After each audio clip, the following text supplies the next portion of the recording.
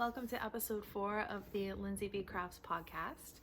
My name is Lindsay. I'm coming to you from a 40-degree day in a relatively sunny Wells, Maine. If you are new, welcome, and if you're returning, thank you so much for coming back with me. I did notice that I am up to 5 subscribers, so if you are a real person and not a robot and you have subscribed, thank you so much. I know the numbers don't really mean anything, nobody's keeping score, but it means a lot to me that somebody's out there perhaps waiting for me to put a new video, so that's pretty cool. So thank you. All right, let's just dive into it today. We'll start first with what I'm wearing. So this is a shawl that I knit maybe a year ago. This is the Bixbite by Veera Välimäki. I knit this in... I meant to come prepared with the names, but I know if you just give me a second, I can dig it up. The green is Lolodidit, and it's some sort of Lord of the Rings inspired colorway name. I want to say it's something like Lothlorien, something like that. I will look it up for sure and put it in the show notes. The sort of neutral beigey color is Geode from Crooked Kitchen Yarns. And the black charcoal color is also not Lothlorien, but Lolodidit. I don't remember the colorway name, but I will look those up for you. So this is an asymmetrical triangle shawl. It has a lot of cool characteristics. We've got this nice short row design in the middle of it here, which is what honestly drew me to the pattern in the first place. We have these brioche sections with some like increases and decreases to make that kind of diagonal line go across, and we have just your typical garter stripe. So a little bit of everything. You'll never be bored with this one. Also, the edge is a nice little I-cord bind off and I-cord edging as you knit it as well, and I really like how it stripes along with the yarn. I think that's really cool. Super squishy. Again, as I've noted before, probably didn't get gauge on this one, so I think it's a little bit smaller than it was supposed to be, but it's still a pretty good size. I feel like it took me forever to figure out how to wear this thing because of the asymmetricalness of it. I could never get it to like hang quite right because one side hangs a little longer than the other, and I'll show you what I mean. Also, Silently Screaming shirt by Christine Parker Co. I feel this is especially applicable for anyone who works retail this time of year. So go check her out. She has a lot of really cool shirts and stickers and swag and things like that. But yeah, so just put it on like that. And then I've got this tail, which is super long, and this is super short. But then if I try to like switch it around, then my triangle's like pointing off to the side. And for me, that feels weird, but after a while, I just kind of gave up and just like went with it. Everything lands where it lands. So I really like it. It's nice and cozy today. We just got done with like a slew of 60 to 70 degree days, which is not usual for November in Maine. And honestly, I'm over all that. Like, I'm over summer. I'm past it. I'm ready for things to just be cold and to know what to expect, and not be roasting my ass off when the heat's supposed to be on. So all right, so that's what I'm wearing. Past FO. Unfortunately today I don't have any finished objects. However, I have made a lot of progress. So as promised, on my breathing space, I did get the body finished. So that is done. This is like 80% complete. All we need are 2 sleeves. I'm gonna be honest though, the body felt like it took an eternity. Like, I didn't think I was ever gonna be done knitting it. So after a while you stop the stripes and you just knit solid color to the end, and then you have like 1.5 inches of twisted ribbing at the bottom.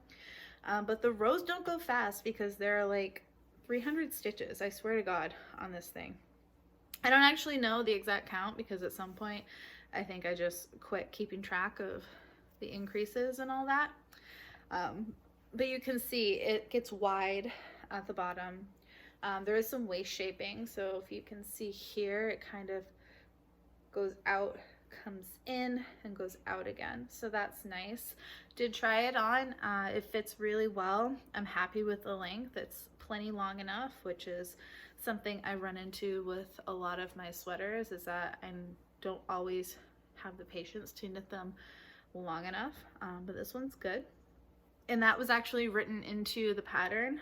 So if you knit this to pattern, I'm pretty sure the long part of the body, so what I mean by that is one part is shorter and one part is longer, because it's like that asymmetrical hang, but the long part, I'm pretty sure from the armpit, is like 20 inches or so. So it hits me very nicely, like just below my hip. Again, the dark color here is Cormorant by Megs & Co. on her 75/25 sock base.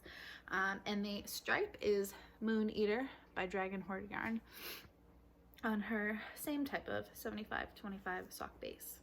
So, almost done. I'm not sure if I will have it finished by next episode because I really need to get to work on my husband's birthday present.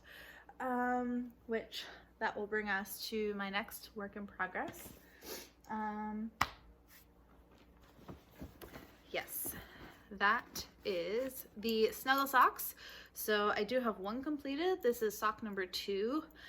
I think I've made a little bit of progress. So I'm almost done knitting the foot. I only have a handful more of rows to go. Then I'll do the heel and then knit the leg and the cuff, and then I'll just need to do the alpaca lining. So again, this is the Snuggle sock by Maxim. This is a nice slip stitch mosaic pattern. The yarn I'm using is Farmer's Daughter Fibers, and one is like pine drop or pine needle or pine something, and the lighter green is olive oil. So they're coming out nice. They're nice and squishy. I did have a little bit of a kerfuffle when I started the second sock because I had kind of rearranged some of my needles and I couldn't remember what size needles I started the other sock on, so I had to just kind of guess and kind of measure them against each other and hope that they were coming out the same size. But I think I'm doing okay. I think I chose correctly. Of course, I don't write these things down. I just kind of try different needle sizes, and then once I get the one that gives me the best gauge, I just go with it and think that I'll remember. But do I remember? No, I don't remember. So word to the wise, write this shit down, because you might think you'll remember, but you may not remember. But yeah, here it is. Not really much to talk about yet, but I have 2 weeks until my husband's birthday, so I gotta get cracking. This is probably gonna be the only thing I'll be knitting on for the next however long. So there's that. Okay, so my next work in progress lives in my Republica Unicornia pyramid triangle sock sack with some nice moths on it. Kathleen over at Republica Unicornia does some really good bags. So if you're into project bags, I would highly suggest that you sign up for her newsletter and keep track of her updates, because they go fast and they're very good quality. But in this bag is living my Beeswax Hat. So a couple weeks ago, I decided I needed a new cast on. Not sure why, I was just feeling it. So I got some new yarn in the mail that I had ordered.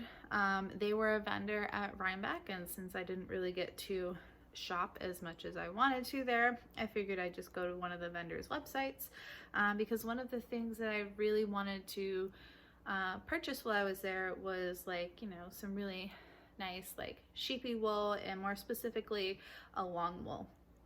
So this is, I had had the tag and I don't know where I put it. Found it. So this is from Ross Farm Fibers. It is 100% Leicester Longwool, undyed, unbleached, unblended. It is a sport weight, 250 yards. And obviously it's non-superwash. So if you've never seen the honeycomb hat, it's got these very nice like intersecting cables that look like honeycomb. I'm not too far on it right now, and this yarn has a bit of a halo, so it might be hard to see the design, but I'll do my best to show you. Where's a good spot? Here we go, I'll try this one. So it's a nice cabled hat. It has a good bit of ribbing at the bottom. Ooh, that's probably the best we're gonna get. So you can see here we've got like a line, and then we've got different cables, and they kind of make little hexagons and things like that. I'm hoping once I get deeper into the design it would be easier to show, but this yarn in itself is friggin' gorgeous. So the sheen on this is amazing. Yeah, so it's picking up pretty okay there. So it's got a halo, it's got a sheen, it feels like it has silk in it, but it doesn't. It's just 100% wool. And that's the thing. I think that long wools, like that's a characteristic of them. Like they have this beautiful sheen on them and they are so shiny, and the drape on this is amazing. It's light. It doesn't feel scratchy in my hands. The halo does prickle a little bit. So I think I decided not to make a cowl or anything out of this because I wasn't sure that I would really like it next to my skin. But for a hat, I think it'll be great. Oh, you can see the design a little bit better there. Yeah, it's coming through. We're getting there. I haven't worked on this for a little bit. I was pretty monogamously trying to just get the damn body of my sweater done just so I could finish it because I was so close. Like every time I picked it up and measured it, it was like, I just have a few inches. I just have a few inches. So I was working on that. But yeah, I started this and I hope to have this finished soon. I feel as though I'm kind of coming out of the sweater kick that I've been on. That's not to say that I want to stop making sweaters, but I think once I'm finished with my breathing space, I may go on to just making some smaller accessories. Like maybe finish that second mitten that I haven't finished yet or even started. And then there's all these other mitten patterns that are coming out for the Nordic Mitten Club that Skandir has done that I need to get on. So probably some hats and smaller accessories coming down the line once I get past that sweater project that has consumed so much of my life lately. So yeah, those are all my knitting works and projects in progress. Sorry, I can't talk today. So what I have left is a little bit of spinning and some Stashquisitions. So probably gonna be a little bit of a shorter episode today. All right, so spinning. I don't remember what I had to show you last time, but I'll just recap. I have been spinning the Inglenook Fibers countdown calendar from 2021. So if you don't want spoilers, well, it's been a year, and also look away for like the next 8-ish minutes or something. I don't know. So just to recap, this was day 1. This was day 2. We have day 3. Wow, that's coming out really light. This is like a more purple than it's showing, like weird. But yeah, it's definitely darker than it's coming across on screen. Oh well. Day 4. I definitely don't think I showed this one last time. And I am working on day 5. So I have a good amount on my spindle here. I really like how this is dark like the last one, but it's more green. So this was a nice deep like midnight inky blue with like some little bits of turquoise and purple thrown in there, some yellow nubs. And this one is similar, but it's more turquoise main base or teal main base. What's the difference between turquoise and teal? One's more green and one's more blue, right? I can never remember. All I know is that neither of them are like one pure true color, and they're both like a blend of blue and greenish, I think. Anyway, teal base with some nice yellow neps in there. Stellina, and then there's some purple and some dark blue.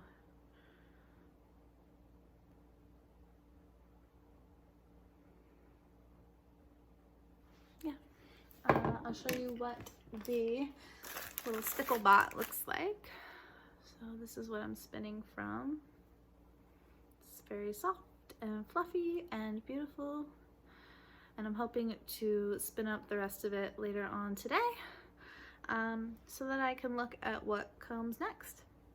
The great thing about this being a year ago is that it's a surprise again. So, fun fact, if you buy a countdown calendar, you rip open every package and look at it, but then put it away for a year, when you're finally ready to work with it, it'll be a surprise again. Just don't get rid of the packaging and you can be surprised every year. So there you go. There's your frugal tip for the day. All right. So that's pretty much all I have for crafts that I've been working on. What's left are some Stashquisitions. So the first thing that I have to show you is this beauty by Inkblot Yarn Co. This is a 75-25 superwash merino fingering weight, 463 yards. This is a one of a kind. So the cool thing about Inkblot is one of the kinds are really all that she does. So whatever inspiration strikes her fancy, she goes and dyes it. So everything is unique and different. So if there's something you like that you see, get it. When I saw this, it just screamed fall to me. Like honestly, she's just starting out and this is amazing. So look at that. Look at those reds and the golds, and like there's spots where there's like some blue, purple. And honestly, I cannot wait to knit with this. I'm not sure what it's gonna be. Maybe some sort of one skein shawl. I think it would make really great socks, but I don't really want to hide it away in my shoes because I think this is really beautiful. And I love the shade of yellow. So I'm not really into yellow as a person, but there are some shades that really speak to me. And one of those shades is this beautiful golden yellow. It's not too bright. It's not so dark that it's like a shitty mustard brown color. Not that mustard browns are shitty looking. Like there are good mustard browns out there, but you know, sometimes there's a yellow that's like dark and dingy enough that it's like not fun. But this is gorgeous and I love it and I can't wait to use it. So that's Stashquisition number 1. Stashquisition number 2 is Ice Castle by Voolenvine Yarns. She had an update a week or so ago, and that's when I got this one. I got it on her Nouveau base, which is 100% superwash merino wool, 400 yards. It's a single ply. And there is a reason that I purchased this. So this is a nice like icy minty blue with like some russet and red sort of orangey speckles in there. It's very beautiful. I haven't unskeined this one yet, so let's do it in live time, and we'll just hope that I can get it back in some semblance of a hank again. Yeah, so there we have it. One of my favorite things about indie dyed yarns is unscaining them and then finding all of the secret speckles hidden inside. Because, you know, the good parts are always hidden inside the twist. That's what I have found.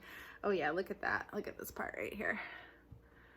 That is fantastic.